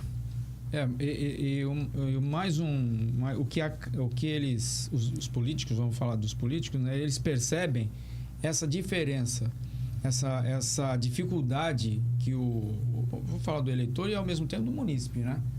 De ter esse interesse, de saber na realidade o que está acontecendo com a administração pública, essa dificuldade de saber se o vereador ou o prefeito está falando realmente é a expressão da verdade, né? E outra coisa, uma outra situação que muitas vezes nós ficamos abismados, tem os vereadores. Mas hoje nós temos eu vou falar de Santos, na cidade, quantos clubes de servir existe? Né? Tem clubes aí, associações, ONGs. Eu acho que a participação dessas ONGs, clubes, né, associações, tem inúmeras associações aí, que deveriam também de se interessar e levar ao conhecimento dessas pessoas essas necessidades que eles têm que se interessar. Porque hoje, se for uma sessão, agora não porque é virtual, mas tem a TV Legislativa que apresenta todas as sessões da Câmara. Quantas pessoas assistem uma sessão da Câmara até pela televisão? E Praia Grande, apesar das ressalvas, é a cidade que mais cresce, é a cidade que fechou em superávit nesses últimos 3 anos e tal. É inquestionável. Praia Grande hoje é o epicentro da Baixada Santista, isso não podemos dizer. Mas veja só como é que também é contraditório. Lá, a sessão é toda terça-feira, às 10 horas da manhã. Como é que nós temos a participação do povo? Sem chance. É no mínimo estranho a gente colocar dessa maneira, né? O que tem que ter pluralidade, transparência, isso acaba criando óbvios. Quem trabalha não tem condições lá de fiscalizar, né, os seus mandatários. Então, isso teve uma briga ferrenha na cidade, mas eu acho totalmente incongruente. Parece que tem um propósito de efetivamente burlar as coisas para que não fiquem sendo alvos de críticas. E agora os prefeitos souberam se reunir rapidinho, né? Há pouco tempo, o Condesb se reuniu para dizer se era conveniente a população da Baixada Santista todas assumirem a regra do uso da máscara, né? Quer dizer, por que o Condesb não se reúne para discutir problemas que são as cidades vizinhas, né? Inclusive de segurança? Não, porque até tem, Amazonas. Até saúde. Tem, mas é pouco divulgado. Não vou sair em defesa, até tem. Mas aí não divulgam. E também parece que ficam enxugando gelo. Justamente. Né? E aí, cada qual tem sua característica, cada qual tem sua sigla, né? E aí isso também acaba, de certa forma, dificultando. E estavam todos de mãos dadas até o momento que falaram assim, precisamos abrir cada um por si. Sim. Não é verdade? Sim. Então, e veja só, há cerca de 3 semanas atrás, São Paulo falava de um possível lockdown. E aí, quando deflagrou aquela operação da Polícia Federal no Rio de Janeiro, né, com o Wilson Witzel, veja só que coisa fantástica. A curva passou a se encolher, né? Passou a operar uma cura assim fantástica, sem lockdown, e aí vamos abrir o comércio. 2 semanas depois, fatidicamente 2 semanas depois, foi reaberto o comércio. De uma forma desordenada, incompetente, imprudente. Essa é a grande verdade. Mas aí se fala assim, opa, o sapato apertou, a água bateu, né, nos fundilhos, precisamos retomar...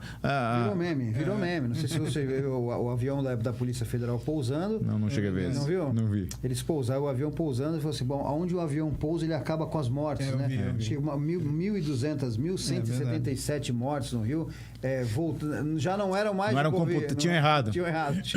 Ressuscitaram 1.177 óbitos. Aí você fala, é difícil. Não temos... É o que eu digo, Emerson. Eu acho que a informação, cara, é o principal para que as pessoas possam ler... A imprensa é o caminho para que as pessoas tenham o seu rumo, o seu dia, o que elas vão fazer, o que elas vão pensar. A gente não sabe o que vai acontecer da semana que vem. É o que você falou, era para ter um lockdown, não aconteceu nada, e se tivesse todo mundo em casa, eu conheço pessoas hoje com síndrome do pânico, com medo de sair, com problemas psicológicos, psiquiátricos até, causado por essa situação. Então, assim, será, aliás, eu sei a resposta, mas será que os caras não estão preocupados, né, com esse tipo, com pessoas que estão aí sem dinheiro para comer? Eu conheço algumas pessoas que deixaram a sua casa, o seu aluguel, para ir para a casa do pai ou ir para a casa da mãe, porque não tem mais dinheiro para pagar o aluguel, o condomínio que tinha. Então, será... Esses caras esses aí deviam realmente estarem presos. Esses realmente... Só que o que eu falo aqui, volto a dizer, falo muito pro Ernesto, falo para alguns amigos que são combatentes, não sai do papel. Eu comentei aquele dia, Marcelo, não sei se você se recorda, a Cruz Vermelha do Japão está fazendo uma campanha por conta da Covid. A campanha é a seguinte: não deixe que o pânico entre na sua casa ou na sua mente. Por quê? Por conta da Covid, foi deflagrado, né, um alto índice daí de depressão, como você falou, de pânico, suicídio, briga conjugal, violência doméstica cresceu. Sim. Cresceu quase 70%. Né, divórcios aí foram instalados. Enfim, e veja só a preocupação do país oriental, né? Que olha a campanha que os caras fazem. Porque imagina só o cidadão, eu no início, cara, eu fazia até proposital, acho que era meio masoquismo, assistia a Globo. Rapaz, no final do dia você falava, eu vou morrer hoje. Verdade. Eles conseguiram instalar, né, o pânico de uma forma assim destruidora. E uma observação que o Marcelo fez, né? Com aquela vontade de mostrar que quantas pessoas estão morrendo, né? E a distorção, né? A usurpação da interpretação. Cadê a isenção, né? Exatamente. Cadê a isenção? Hoje eu vi a prisão lá do Queiroz, a repórter da Globo News, eu queria lembrar o nome dela, não vou conseguir lembrar. Ela estava feliz, super feliz de ter prendido, de terem achado. Existia, e às vezes ela não se contia, dava risada, ou seja, estava mais forte do que ela. E o pior, né? Hoje o próprio Tribunal Federal manda prender as pessoas, né, que estão contrariando regras estão fazendo uso, né, do direito de se expressar. Isso. E estão sendo de uma forma ditatorial, inclusive estão usando a Lei de Segurança Nacional, que é uma lei que foi publicada, né, foi posta em vigência dia 14 de dezembro de 1983, presidente João Figueiredo. E eles esquecem da própria normativa que eles criaram, do abuso da autoridade, né? Mas quem fiscaliza o STF? Justamente. Amazon? Deveria. É o Senado. Deveria ser o Senado. E quem é o presidente? Nós vamos cair naquela vala comum que a gente falou no início da nossa fala aqui. A corte... Mas aí nós temos o remédio, que muita gente tem criticado. E eu sou a favor. Né, que é o tão sonhado e esperado artigo 142. Sim, 142. Né, eu defendo o artigo 142 e o pessoal eles não têm a consciência do que seria a aplicabilidade do artigo 142. Quando fala no artigo 142, fala assim, Forças Armadas, já imagina o AI-5 baixado, pau, bomba e gás em todo mundo, e que os militares, a partir dali, fariam, né, o poder virar poder. Verdade. E não é. Não é. E eu defendo, porque eu tenho uma admiração muito grande por Ives Gandra, e ele é o defensor, e eu falo assim, tem que se respeitar porque ele participou da Constituição de 88, inclusive alguns artigos são de autoria dele, de participação dele. Ele estava no momento do nascimento desse filho chamado Constituição Federal. O senhor professor... polêmico nos seus comentários. Polêmico nos seus comentários, sem dúvida alguma. Mas um cara não saber, o cara viveu aquilo. Escritor. E ele fala aqui que no artigo 142, o legislador teve a intenção, inclusive, de não deixar o artigo 142 junto com a fala que trata da justiça, mas de uma forma isolada para que justamente não tivesse uma interpretação extensiva. A palavra pátria, ô Marcelo, ela aparece somente em toda a Constituição Federal, ela só aparece no artigo 142. Né? E o Ives Gandra defende que ele é um poder moderador, do qual qualquer poder pode se socorrer das Forças Armadas para inibir, corrigir, né, qualquer outro excesso de um poder. Então, veja só. Mas o poder... E o que acontece com o artigo 142? Quando ele é invocado, o que acontece? As Forças Armadas, por um período determinado, como foi no Rio de Janeiro, a ocupação, né, das Forças Armadas, por prazo determinado. E fala assim, eu dei o exemplo hoje de manhã, e eu acho que fica muito mais claro das pessoas que são um pouco mais leigas entender. É o pai que pega os dois irmãos brigando, dá um puxão de orelha em cada um e fala assim, os senhores estão errados e a partir de agora acabou essa palhaçada. É isso que acontece. Depois, de uma forma totalmente democrática, é devolvido o poder ao chefe de Estado. Ele não perde, na verdade, o poder, né? É para decidir. Ficaria sobrestado pura e tão somente para aquela finalidade, né?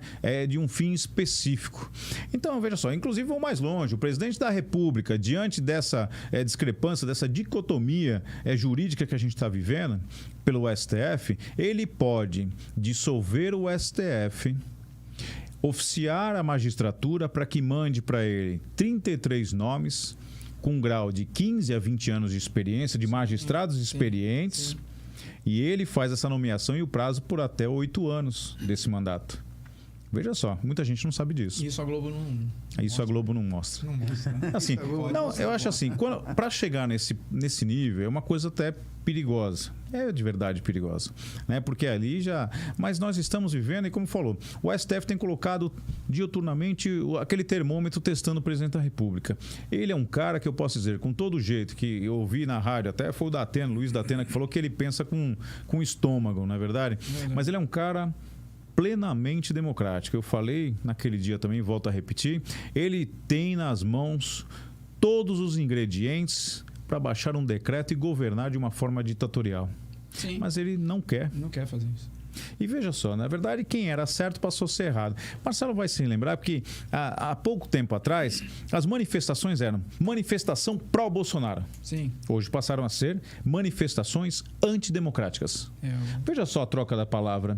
E aí a gente pega uma sociedade que, infelizmente, não tem uma capacidade interpretativa. Sim. Né? Até falei. Hoje, dos cursos superiores, Amazon, muita gente não sabe, a cada 10 alunos, 4 não tem capacidade de interpretação de texto. É verdade. Isso é uma pesquisa, não é mentira. Verdade. Um cara num curso superior não tem capacidade de interpretar um texto. E aí você vê essa brincadeira que a Globo faz, né, de distorcer as palavras, que ela dá um duplo sentido, triplo sentido. Olha, veja só, não é mais... E o que era certo passou a ser errado e vice-versa. Não é mais movimento pró-Bolsonaro, é antidemocrático. É aquela história, né? A partir do momento que favela, morar em área de risco, o cidadão despencando lá, virou comunidade, né? É bonito, né? Lá, comunidade. eu não vou falar nomes, que seria uma coisa até indelicada da minha parte e talvez até ofensiva, mas assim, atores renomados, e falar assim, fique em casa, campanha na coisa, fique em casa. Pô, é muito fácil. É lógico. Né? Eu vou falar um nome aqui, no caso, a Cláudia Raia. Ela e a família toda contraiu a Covid e ela ficou em casa. Ela abriu mão da funcionária dela? É verdade. Ela abriu. Porque é muito fácil, né? Você fala, pô, fica em casa. Uma mansão, com uma piscina, um playground, um tobogã. É fácil, Marcelo. Algumas pessoas... Fala isso lá na Telma, para aquela família que vive em 4 metros quadrados. Eu falei em outro programa aqui e fiz algumas pesquisas com pessoas, porque às vezes eu colocava porque eu não fiquei em casa. Eu fui pra rua.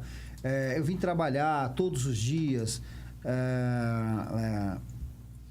E é muito fácil você falar, fique em casa, se você está com o seu salário caindo todo mês, se você está com um contrato, se você é um funcionário público, não exatamente pelo funcionário público, mas enfim, que o governo está lá sustentando o seu salário. É fácil, é muito fácil. Agora, e aí acabei fazendo algumas declarações das pessoas irem para a rua, com todo cuidado, com a máscara, com o gel, enfim. E as pessoas algumas pessoas me recriminaram. Não, você tá louco, você não... E eu fiz uma pequena pesquisa e fui buscar. Aquela pessoa que me recriminava ou estava com o seu salário garantido, ou por ser um funcionário público, até por aposentadoria. Sim. Né? E eu até falei com a pessoa, conversei com a pessoa no Facebook, em inbox, eu falei assim, olha, não ache que você está imune dessa situação. Porque a primeira coisa que o brasileiro deixa de pagar são os impostos. E quando não existe arrecadação... o que acontece? Por muitas vezes, até hoje você não viu, a gente não vê mais, mas há pouco tempo atrás os salários dos servidores estavam atrasados, não chegavam no final do ano, tinha que esperar virar o ano. Não tinha 13º? Não tinha 13º. Eu falei assim, você não está imune. Não, mas claro, não está sentindo. No dos outros é refresco, né? No dos outros é refresco. Tanto que há pouco tempo... Pimenta nos olhos dos outros é refresco, Amazonas. Verdade. No final, já foi tanto até... que esse pessoal que também a pandemia... 2 horas de programa já. A pandemia também parou com a conversa, né? Esse pessoal que foi desabrigado agora, por último, nessas chuvas nos morros aqui da Baixada, principalmente aqui em Santos e Guarujá, tem pessoas que ainda estão desabrigadas, tem pessoas que a prefeitura não deu nem o mínimo de apoio, e o pior, a tragédia era anunciada, a Defesa Civil sabia que estava acontecendo ali. Quer dizer, e eu pergunto, inclusive, a própria prefeitura, alguém está sendo responsabilizado? Alguém está sendo cobrado? É a mesma coisa a situação do fique em casa. E a responsabilidade desse pessoal que tem que comer, tem que... Fique em casa, Amazon. Mas ninguém suspendeu o pagamento de IPTU, de ISS. Não. Aí não. Não houve suspensão. Não houve o fechamento da Ecovias no sistema imigrantes do pedágio. Não. Nós estamos todos parados, né? Adiantar feriado, Marcelo. Como isso? Não tem lógica. Está todo mundo em casa, sem trabalhar, por que adiantar? Qual o interesse? Então, veja só, sem contar, né, as barbárias que fecharam uma praia, né? Eu não consigo. E a vitamina D é de suma importância para o combate à Covid, que é o que controla, né, que tem uma grande influência por conta da nossa imunidade. Aí tolheram lá o cidadão de caminhar no calçadão e tomar aquele sol do meio-dia a 1 hora da tarde. Um raciocínio rápido, Emerson.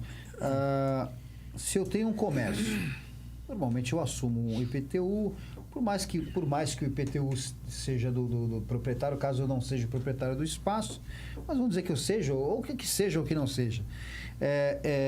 Eu tenho IPTU, eu tenho um alvará, eu tenho uma taxa de licença, eu tenho ISS, alguns já são... uns geram pela nota, pela arrecadação que a própria empresa tem.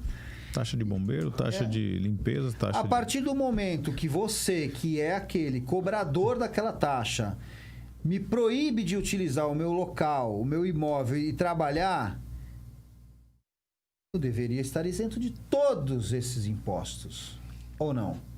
Artigo 486, inclusive, da CLT, que fala isso, que o governador, se ele pedir, se ele interromper sua atividade, ele tem que custear. Sim. Na Itália, eles estão processando, a regra é muito parecida com a nossa, estão processando o governo por conta dessa quebra financeira. Não sei como é que vai ficar, né? Essa é a grande verdade. Eu apontei aqui, no dia 15, José Dirceu fez uma live. Se tiver oportunidade, depois eu vou mandar para você, Marcelo, o que ele fala dos ministros. E veja, lembrando que dos 11 ministros, 8 foram indicados pelo governo do PT. Sim. Você precisa ouvir o que ele fala. Dilma e Lula.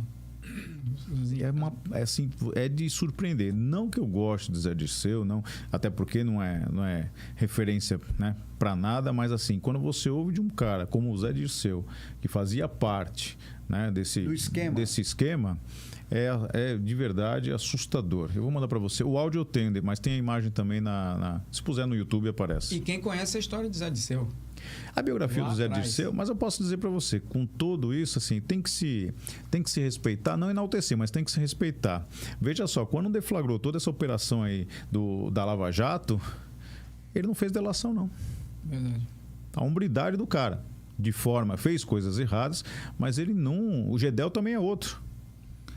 Aí os caras que... terno e gravata, tudo, né? Lagosta lá na França, tudo mais. Quando a porca torceu o rabo, falou, opa, peraí, é o seguinte, o Marcelo tava junto comigo, a Amazon também, o Renan tá comigo, vamos dividir a cadeia, porque se é no mundo comum do crime, todos mortos, Marcelo. Sim. Todos mortos. Então veja só o potencial desse cara, né? Guerrilheiro, participou de outras coisas, sim. Enfim. Então eu vou passar depois, Marcelo, que é muito bacana você ver isso. A gente passa aqui. Bom, eu vou terminar, senão a gente vai ficar aqui até amanhã de manhã, né? Falando, porque tem assunto até passamos do tempo. Quero te agradecer, Emerson, pela sua participação. E eu quero te fazer um convite já. Semana que vem a gente tem um programa aqui que vamos falar de Cubatão, né? Então vai ter um pessoal de Cubatão. Mas a outra semana eu gostaria que você viesse e a gente falasse sobre a 142. A hora que você quiser. Eu acho que tem muita gente querendo saber todos os detalhes, né, da 142. Queria te convidar. Quinta-feira que vem tem Cubatão, hein, pessoal? Quem tiver ligado aí em Cubatão e quiser ter informações, vem, se não me engano, vem o vice-prefeito da cidade e, enfim, o pessoal, são moradores também, pessoas que estão ligadas na cidade, que estão também preocupadas com essa situação. E Cubatão não é diferente. Então, semana que vem tem Cubatão. Se você quiser, na outra semana, no dia, na próxima, na outra quinta-feira, a gente vem falar sobre a 142. Tem muita gente querendo saber. Você comentou, eu também recebi aqui. Mas a gente precisa ter detalhes.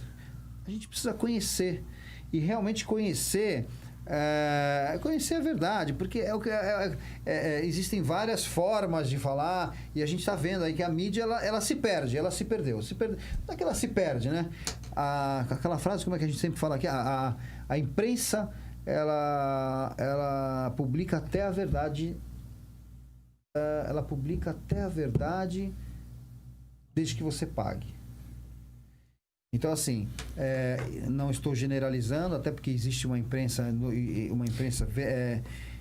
mas verdadeira, né? O jornalista não é o culpado, de certa forma, porque ele é a ponta do negócio, né? A ponta da lança. Ele está justamente na ponta da lança, mas... Pode falar. E tu falou uma coisa muito bacana. Meu falecido avô, que Deus o tem, ele sempre falou para mim, né? Filho, podem tirar tudo de você, inclusive a vida. Conhecimento ninguém tira. Conhecimento é a alma do negócio. Quando o homem tem conhecimento, ele fala não por voz, por timbre de voz, mas ele fala com propriedade. A gente, nos grandes discursos, né, nos grandes debates que nós temos, principalmente no mundo jurídico, até elevamos a voz e tudo mais, mas quando você fala com propriedade, defendendo sua tese, se ela for uma coisa sólida, ela é convincente. Sim. Então, o conhecimento, a busca do conhecimento é algo fantástico e, como eu falei aqui, podem tirar tudo de você. Conhecimento ninguém tira.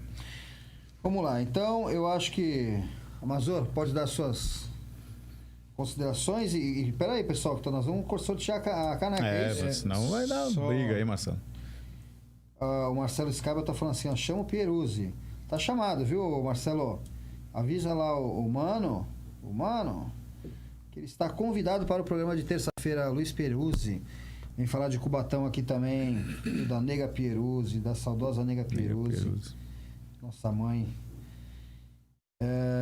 Você, Amazor, para finalizar. O programa Papo Reto é isso aí.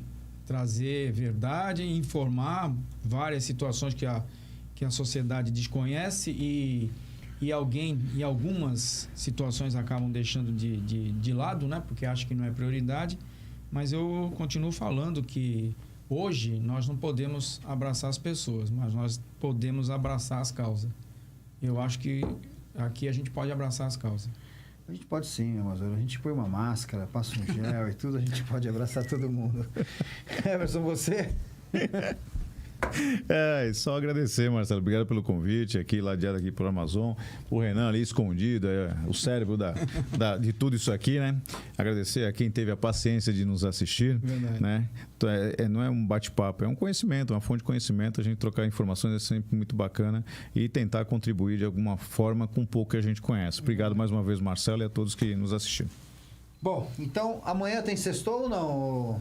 Amanhã tem sextou, segunda-feira tem Alessandra com o Amo Santos. Terça-feira, um novo programa, 45 do segundo tempo, vai falar de política, né? Basicamente da nossa política santista. Nós vamos inaugurar na segunda-feira, viu, Marcelo Prado? Nós vamos inaugurar na segunda-feira é que o Marcelo está responsável pela vinheta, por isso que eu estou chamando ele. Então, 45 do segundo tempo, porque nós estamos realmente aos 45 do segundo tempo. Parece que está tudo em cima.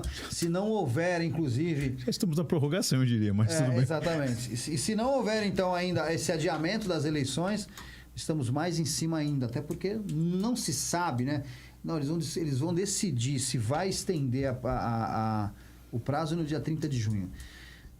Então nós vamos começar o programa, já era para ter começado até, mas enfim, vamos esperar. Estamos esperando se vai para novembro, se vai para dezembro, mas terça-feira que vem nós estamos com o programa 45 do segundo tempo, vai falar da política santista. Da política da Baixada também, a gente vai abrir alguns espaços, mas vai falar mais da política santista. E segunda-feira o Luiz Fernando está aqui, não? Como é que tá? Nem online ainda, não resolveu, né? Aí quarta-feira tem Eliane com Universo Mulher. E lembrando que esse programa agora, o Papo Reto, ele está indo para a TV Com. Domingo às 23h30, você pode ligar a TV que você vai estar assistindo o Papo Reto. Só que ele vai só a partir da semana que vem. Né? Essa edição aqui agora não vai ainda, vai só a partir da semana que vem. Toda essa edição já vai pro Facebook da TV Conde Santos. Mas a reprise que é feita no canal da NET e na Claro Fibra, só o programa da semana que vem. Tá bom? Muita informação. Então, muito obrigado, Emerson. Ah, verdade, vamos lá. Eu quero. O pessoal grita aqui, né? Vamos lá. Final do concurso, vozes que brilham na segunda-feira. No sorteio, tá todo mundo na porta esperando a gente, eu quero ver só. É uma canequinha aqui. Será que dá pra mostrar aqui, ó? Com a caneca do Papo Reto, joga aqui, não? Consegue colocar. O foco tá no... Esse modelo aí não tá ajudando muito, só a caneca, viu? Leva junto o Emerson. Não foi isso não. Fala abaixo que se a esposa ouvir, vai te cobrar isso. Vamos lá? Faz aí o comentário do Facebook, sortear. Quem vai ganhar a caneca? Fábio Moraes. Inclusive, Fábio Moraes tem que vir buscar a caneca aqui até a semana que vem, viu? Senão a gente sorteia ela de novo, tá bom? Pessoal, até quinta-feira que vem, o Papo Reto, e terça-feira a gente tem o 45 do segundo tempo. Obrigado, Emerson, obrigado, Amazor. Tá convidado já ainda daqui a 15 dias para falar da 142. Tamo junto. Vamos trazer um pessoal também que tá louco para saber, ter mais conhecimento e se aprofundar mais nessa medida que pode, talvez, é uma das possibilidades aí que o presidente está... porque dizem que essa semana tem grandes mudanças, hein? Espero. Vamos aguardar essa semana, tá bom? Pessoal, até semana que vem com mais uma edição do Papo Reto.